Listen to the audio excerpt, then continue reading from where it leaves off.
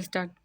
एकदा मुनिया सर्वे सर्वे निमेषार न वासिना प्रपक्ष कृपया सुता लोकानाहित काम्या भविष्यन्ति कथा सुत बाल क्रिश्चन जीवनम दारुणे सिमे काले समाप्ते तुम कालो युगे कलयुगे सूत बाचे द्वापर युग साते प्रावर्ते तरुणे कतनो यो सीधा मन मनोत्राना चकु शोक पहत चेत्रसा जीवित यास्या कथा मातुर्गे पुत्रे विनश्यते यति निश्चते ता सर्वे षष्ठ षष्ठ जगनु जताम गौतम तु सुखासिने महातम रहम स्थितम उच्चतम पुरतम स्थित्वा एक बार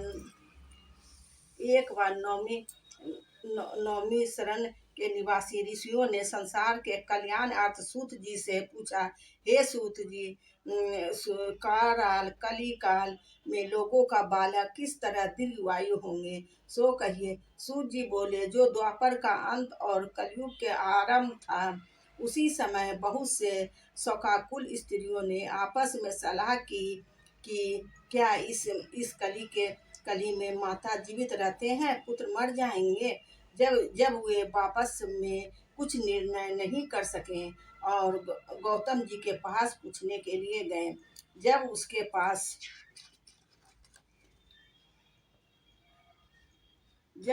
पास पहुँचे तो उस समय गौतम जी आनंद के साथ बैठे थे। उनके सामने आकर उन्होंने मस्तक झुकाकर प्रणाम किया। तदनंतर स्त्रियों ने पूछा, हे प्रभु, इस कलयुग में लोगों के पुत्र किस तरह जीवित रहेंगे, इसके लिए कोई व्रत या तप है तो कृपया कर बताइए। इसी तरह इनकी बात सुनकर गौतम जी बोले, आपसे मैं वही बात कहूँगा जो मैंने पहले से सुन रही हूँ। गौतम जी ने कहा, जब महाभारत युद्ध का अंत हो गया, व्याकुल होकर द्रौपदी अपनी सखियों के साथ ब्राह्मण श्रेष्ठ धैर्य के पास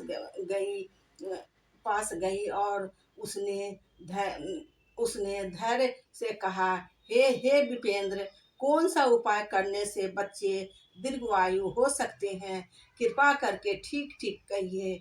धौर्य बोले, सतयुग के सत्य वचन बोलने वाला, सत्याचरण करने वाला, समदर्शी जीमित वाहन नामक एक राजा था। एक बार वह अपनी स्त्री के पास अपनी ससुराल गया और वहीं रहने लगा। एक दिन आधी रात के समय पुत्र के शोक के व्याकुल कोई स्त्री रोने लगी, क्योंकि वह अपने बेटे के दर्शन से निराश हो चुकी थी। उसका पुत्र मर चुका था। वह रोती हुई कहती थी, हाय हाय, मुझ बूढ़ी माता के सामने मेरा बेटा मरा जा रहा है। उसका रुदन सुनकर राजा जीमू वाहन का तो मानो हृदय वितरण हो गया। यह तत्काल उस स्त्री के पास गया। उसने पूछा, तुम्हारा बेटा कैसे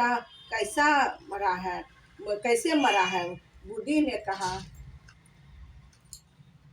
कहा, गुरु प्रतिदिन आकर गांव के लड़के में खा जाता था। इस पर दयालु राजा ने कहा, माता, अब तुम रो मत, आनंद से बैठो। मैं तुम्हारे बच्चे को बचाने का यत्न करता हूँ। ऐसा कहकर राजा उस स्थान पर गया जहाँ गरुड़ आकर प्रतिदिन मांस खाया करता था। उसी समय गरुड़ भी उस पर टूट गया और राजा के शरीर का मांस खाने लगा।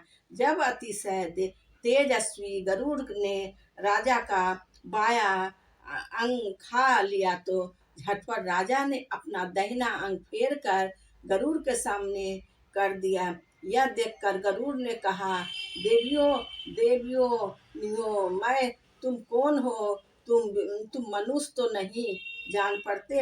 अच्छा, अपना जन्म और कुल बताओ। पीड़ा से व्याकुल मान वाले राजा ने कहा, हे पक्षीराज, इस तरह के प्रश्न करना व्यर्थ है। तुम अपना इच्छा भर मेरा मांस खाओ। यह सुनकर गरुड़ रुक गया और बड़े आदर से राजा के जन्म और कुल के बाद पूछने लगा। राजा ने कहा, मेरी माता का नाम है सोबिया और मेरी पिता का नाम है शालिवाहन। सूर्य वंश में मेरा जन्म हुआ और जी मूतवाहन मेरा नाम है। राजा के दयालुता देखकर गरुड़ ने कहा, हे महाभाग्य, तुम्हारे मन में जो अभिलाषा है वह वर मांगो।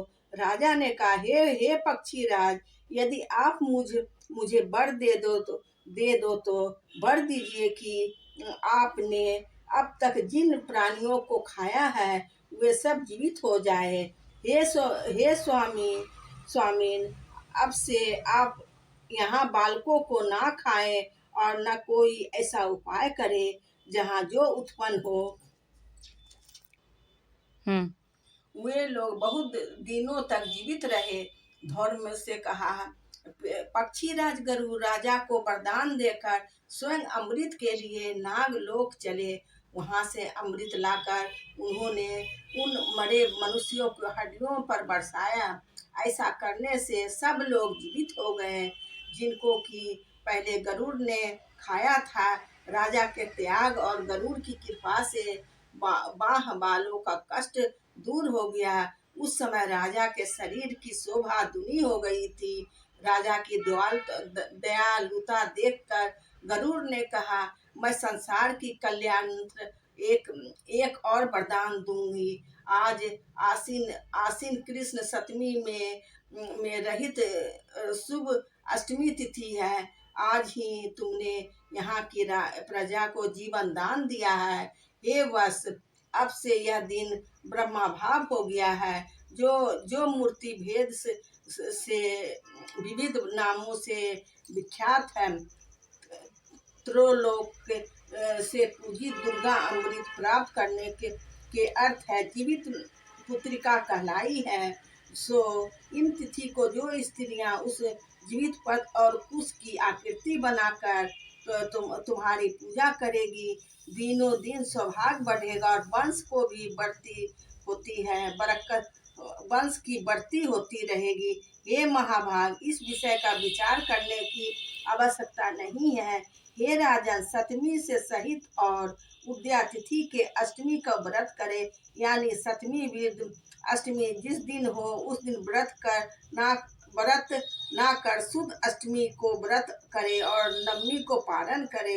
यदि इस पर ध्यान ना दिया तो फल नष्ट हो जाएगा और सौभाग्य तो आवश्यक नष्ट हो जाएगा। जीवित वाहन को इस तरह का वरदान देखकर गरुड़ बैकुंठ धाम को चले गए और राजा को अपनी पत्नी के साथ अपनी नगर चले गए। द्रौपदी ने कहा, हे देवी, मैंने यह अतिशय दुर्बल व्रत तुमको बताया है। इस व्रत को करने से बच्चे दीर्घ आयु होते हैं। हे देवी, तुम तो पूर्वोक्त विधि से यह व्रत और दुर्गा जी का पूजन करो तो तुम्हें अभिलाषित फल प्राप्त होगा। मुनिराज धौम्य की बात सुनकर द्रौपदी के हृदय में एक बार एक कौतूहल उत्पन्न हुआ और पूर्ववासिनी स्त्रियों को बुलाकर उनके पास यह उत्तम व्रत किया। गौतम ने कहा, यह व्रत और प्रभाव से किसी एक चीही को सुन लिया और अपनी सखी सियारिन को बतलाया। इसके बाद पीपल वृक्ष की शाखा पर बैठकर उस चींटी ने उसे इस वृक्ष को खाते हुए बैठकर सियारिन की व्रत किया। सियारिन ने भी व्रत किया। फिर यही से सियारिन किसी उत्तम ब्राह्मण के मुंह से कथा सुन आई है।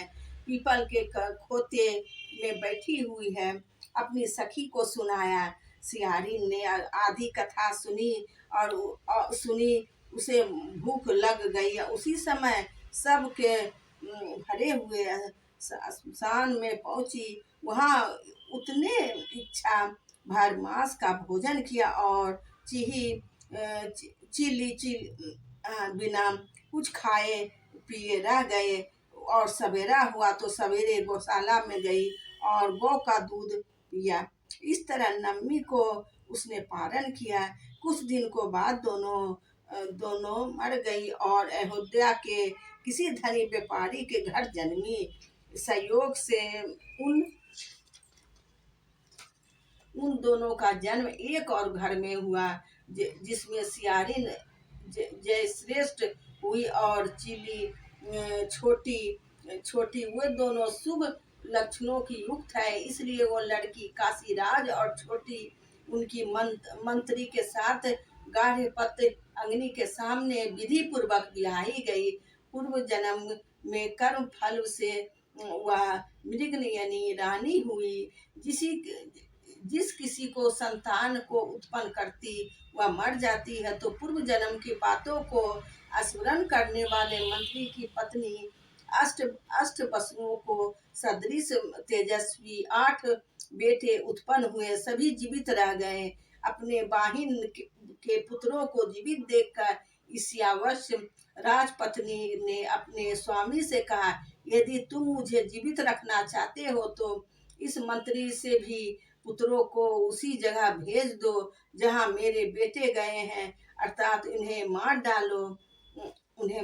जीवित पुत्रिका के पुण्य बल से बचा दिया। एक दिन राजा ने अपने आदमियों से उन पुत्रों को सिर काटकर पिटारी में रखवाया और पिटारी उसकी माता मंत्री पत्नी के पास भेज दिया, किंतु वे 8 सिर बेशकीमती जवाहरत हो गए और भले चंगे 8 लड़के अपने माता पिता के पास चले गए। उनको जीवित देखकर राजपत्नी ने बड़ा विस्मय हुआ। अंत में यह मंत्री की पत्नी के पास गई। उसने पूछा, तुमने कौन सा ऐसा पुण्य किया है जिसमें बार बार मारे जाने पर भी तुम्हारे बेटा नहीं मरते?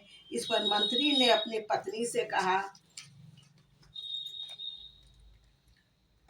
कहा, पूर्व जन्म में चीटी और तुम सियारिन दोनों को व्रत किया है। तुमने व्रत के नियमों को भली भांति पालन किया है। मैंने किया था। इसी दोष के बाहिन तुम्हारे बेटे नहीं जीते हैं। ओ राजा रानी, अब भी इस जीवित व्रत करो और तुम्हारे बेटे दीर्घ आयु होंगे।